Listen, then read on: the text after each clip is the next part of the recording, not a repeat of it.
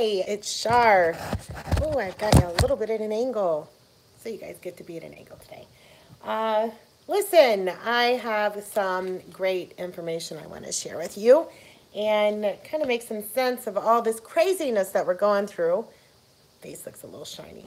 Um, and, in order to make sense of the senseless, um, that's what this whole thing is all about.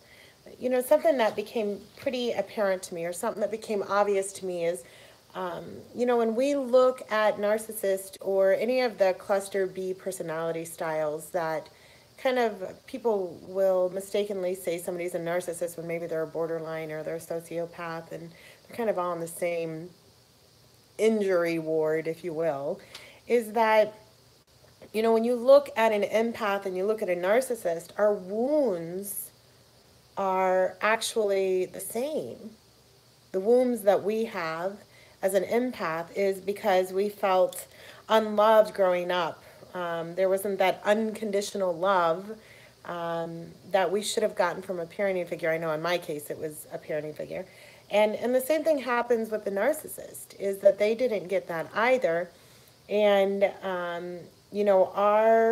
our problem as empaths is that we have an inability to detach from people because we actually feel not just our pain, but we felt other people's pain, because when we felt unloved growing up, we kind of had to be able to read the environment, and kind of, we weren't getting that adoration and that warm fuzzies outside of ourselves. So we had to find moments that we could create situations where we would get those, or seeking validation.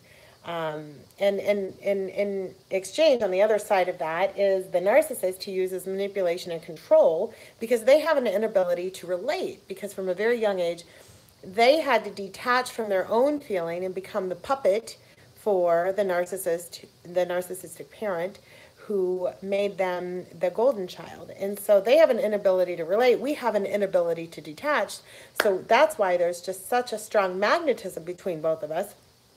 And, we are seeking love, and we want to help. We want to heal wounds and help others.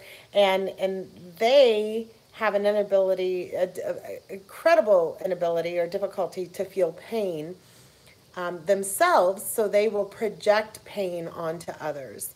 And so it's really in the impasse, in an impasse best way, all we're trying to do is understand and validate. And it's almost like the worst case scenario, because what we didn't get as children, we're getting it as adults. But it's just not in a healthy way. We're both seeking validation and worth. And the narcissist, in order to love, they have to, their feelings from a very young age, they were taught that love was the need to detach from all feelings, like they had to as children. And that's how they love in a relationship. So they're actually doing the best they can. They don't even realize that they're doing what they're doing most of the time. It's all very unconscious. They're not even consciously aware of what they're doing. And so what they're wanting is, they're wanting to love an empath in a way that makes them want to detach from all feeling, which is impossible for an empath to do. And that's why the empaths will do a lot of internalization and a lot of blaming themselves, and stay in relationships much longer and giving a lot more of themselves than they should have. And what happens is that through staying, then that feeds into the narcissist understanding that the more that they abuse and create the detachment from feeling, because it doesn't make logical sense why somebody who's being treated this bad as an empath would stay. But it's the worst case scenario that an empath thinks, if I can fix this, then I kind of fix myself. Isn't that crazy? It's just this downward, it's just a catch-22 that feeds into everybody. And eventually what happens is empaths will awake and get enlightened. Eventually they do. I'll tell you what, there are some empaths out there that can stay in relationships for 20, 30, 40, 50 years. Their entire lives. They'll self-sacrifice to stay into that relationship, never giving up, and getting incredibly abused along the way. But if you're tired of repeating this cycle, I've got a little bit of a secret I want to share with you, and you're in control of all of it.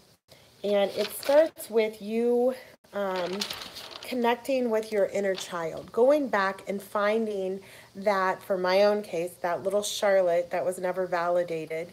And this isn't a one-time visit. This is something that when something spurs up a strong emotion throughout a day, I know that when I get home later or when I'm in bed later that night, there's some work here for me to do. Excuse me. And I need to reconnect with my inner child and go tell her all the things that she wasn't told. Go and, if I wasn't able to do something as a child, make sure that I'm doing things like that today. I didn't ever really get to ride a bike very much. I don't have a bike in my garage now. And so there are things that, in order to break this long-term cycle that we keep repeating, you can do to stop it. And it truly is all starting with just yourself. And you go back, just like if you have children or a best friend or a niece or a nephew or somebody who's really important, and you saw this little 2 or 3-year-old in a corner all set and scared, what would you say to that child? This is the things that you're going to start saying to yourself.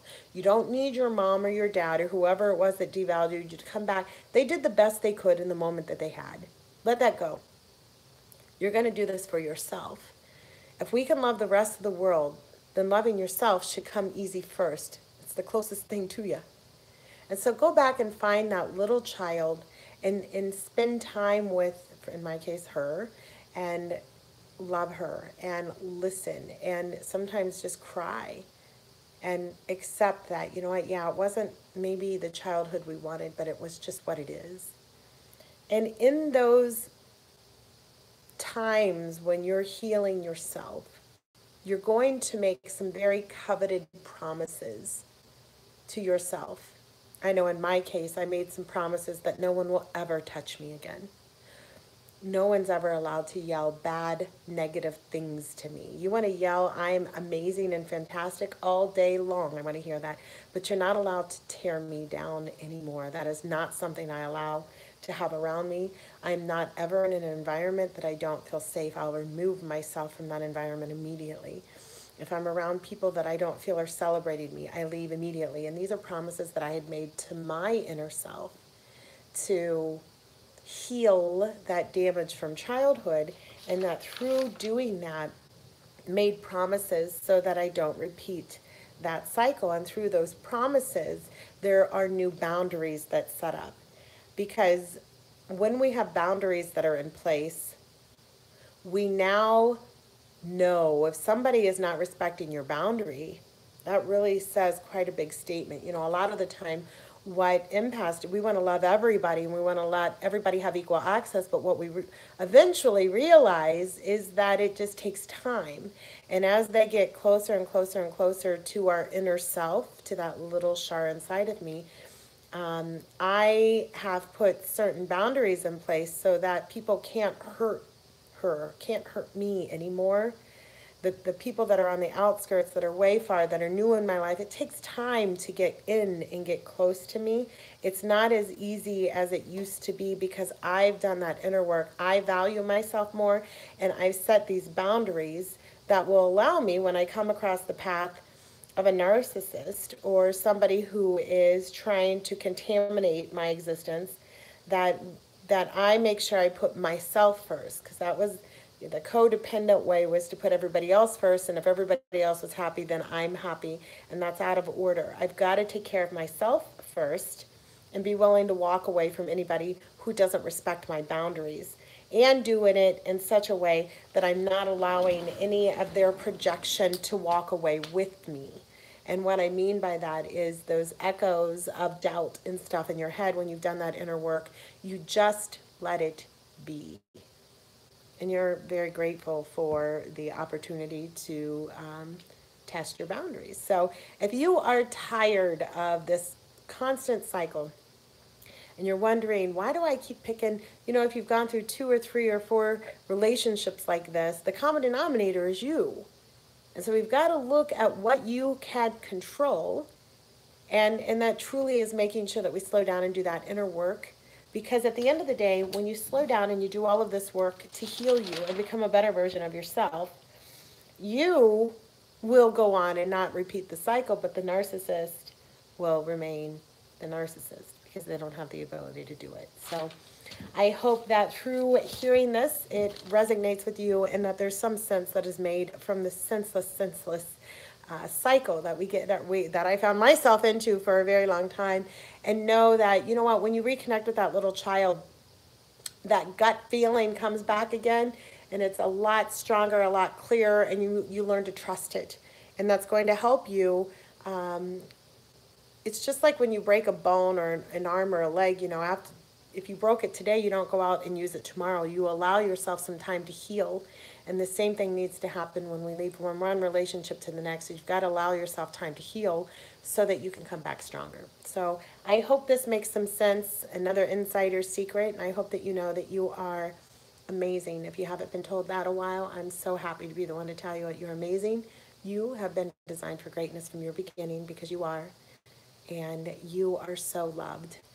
And I hope that you feel from this message some love and some understanding, and realize that we're all powerful. Where you're at today, even if you're feeling that you're at the bottom of your worst day, know that the promise of your best day is just waiting for you to find it. It all starts with your mindset. So we're all so powerful, and we're all connected. And that this message, I hope, finds you. Bye.